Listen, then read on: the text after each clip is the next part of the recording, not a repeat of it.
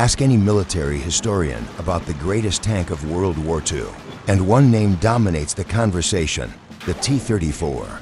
German General Uhl von Kleist called it the finest tank in the world. Soviet propaganda painted it as an unstoppable steel hero. But here's what they never told you. Behind every statistic, inside every technical marvel, there were four men trapped in a 26-ton iron box where their knees slammed against steel. Their eardrums burst from diesel engines, screaming inches from their backs, and their lives depended on armor plates welded together in desperate haste. This is Twilight telling, and today, we're climbing inside the belly of the beast that terrified the Wehrmacht, but tortured its own crews. Welcome to the real story of the T-34. The birth of a legend.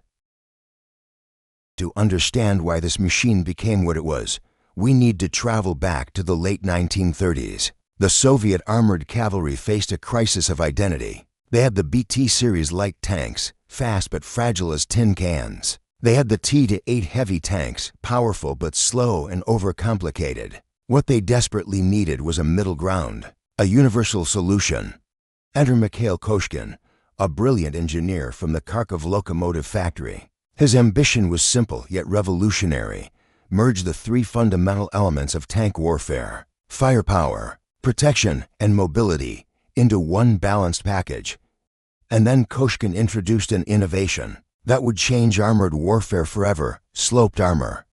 Look at the T-34's profile. That front plate isn't vertical, it's angled at 60 degrees. This wasn't aesthetics, it was pure physics. When you fire at a vertical steel plate, your shell penetrates the actual thickness. But when that plate is sloped, the projectile must travel through a diagonal path, effectively much thicker armor. Plus, the angle dramatically increases the chance of deflection. Shells simply bounce off.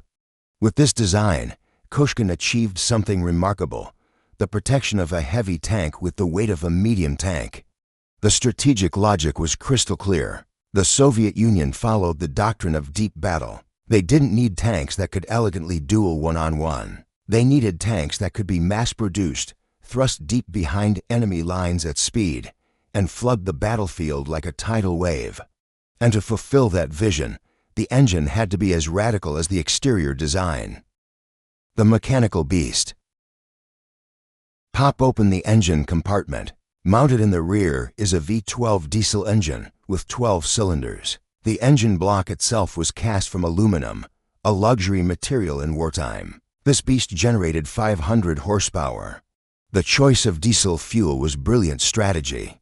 First, efficiency. Diesel gave the T-34 operational range far superior to the gas-guzzling German panzers. Second, safety. Diesel is harder to ignite when the fuel tank is hit, giving crews precious extra seconds to escape before their tank becomes a fireball.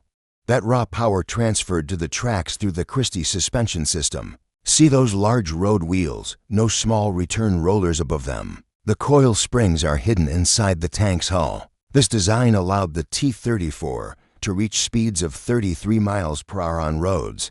It moved with aggressive agility, devouring terrain obstacles. And notice those tracks, extremely wide. This was crucial. Russia experiences Rasputitsa, the season of liquid mud. German tanks with narrow tracks would sink and become helplessly stuck. But the T-34 was different. With wide tracks, the tank's weight distributed evenly. Low ground pressure meant it floated over mud and snow. It kept advancing while the enemy bogged down. Finally, let's talk about destructive power. The turret mounted an F-34 76.2 mm cannon. In 1941, this weapon was an absolute nightmare for the Wehrmacht. Its armor-piercing rounds could penetrate the front plate of Panzer Es and Ivs from safe distances. Its high-explosive shells effectively leveled infantry positions and bunkers. Brutal engine, agile legs, deadly punch. Technically speaking, this was an apex predator. But all this technical brilliance came with a terrible price, and the men inside paid it in full. The Iron Prison. Now we arrive at the greatest irony. All that technical excellence I just described, the sloped armor, the agile suspension, the low profile, every single advantage had brutal consequences for interior space. Mikhail Koshkin, and his Soviet engineering team designed this tank by prioritizing hard factors over soft factors, meaning armor thickness, cannon caliber, and engine speed were non-negotiable. Crew comfort came dead last, or didn't come at all. Consider the geometry. When you slope tank walls 60 degrees inward, the cabin volume gets drastically compressed. Those walls press inward toward the crew. Space that should be comfortable becomes claustrophobic. Heads bump the ceiling. Shoulders scrape the walls. The problems continue downward. The Christie suspension that made the tank so agile also became a nightmare for the crew. Those large coil springs weren't mounted externally, they were embedded inside the left and right hull walls. Those springs consumed vital space that should have been used for crew legroom or logistics storage. Inside this already compressed space, the Soviets crammed for grown men, commander, driver, loader, and radio operator. They had to share this tight environment with the recoiling gun mechanism. Dozens of artillery shells, machine guns, spare oil, and most terrifyingly, the fuel tanks. For maximum operational range, diesel tanks were positioned on the left and right sides of the fighting compartment, right next to the crew. You were literally sitting leaning against drums filled with flammable liquid, while enemy shells rained down around you. The T-34's design was indeed a masterpiece of military efficiency, but for the humans inside, it was the beginning of prolonged physical torture. Once the hatch slammed shut, a private hell began. Positions of torment. The driver's nightmare. Position yourself as the driver. You're squeezed in. Your foot space is minimal, dominated by hard, heavy pedals. But your real enemy isn't outside. Your real enemy is the gear shift lever in your right hand. The T-34's transmission, especially in early models, was a mechanical disaster. No synchro mesh, no hydraulic assist. Shifting from first to second gear required the full strength of your bicep muscles. Often, the gear teeth inside the transmission simply refused to engage. They clashed, grinding harshly, fighting back. That's why standard equipment for a T-34 driver included a sledgehammer. Yes, you heard that right. When the lever jammed, the driver grabbed the sledgehammer and beat the lever with full force until it slammed into the desired gear. Imagine performing this brute force operation while maneuvering to avoid anti-tank fire. Within just 1 hour, drivers experienced total physical exhaustion. Their arms went numb. Their backs collapsed. The commander's burden. Now let's climb into the turret to the commander's position. In the early T-34 76th model, the Soviets made a fatal mistake in task distribution. This turret was cramped, only room for 2 people. Commander on the left, loader on the right. The commander suffered an inhuman workload. His responsibilities piled up. Observe the battlefield through foggy periscopes. Manually crank the heavy traverse wheel to aim the turret. Give orders to the driver through an often broken intercom system. And on top of everything, he himself had to fire the main gun. His brain was forced to process tactical strategy, while his muscles strained to operate the weapon. His focus fractured. His reactions slowed.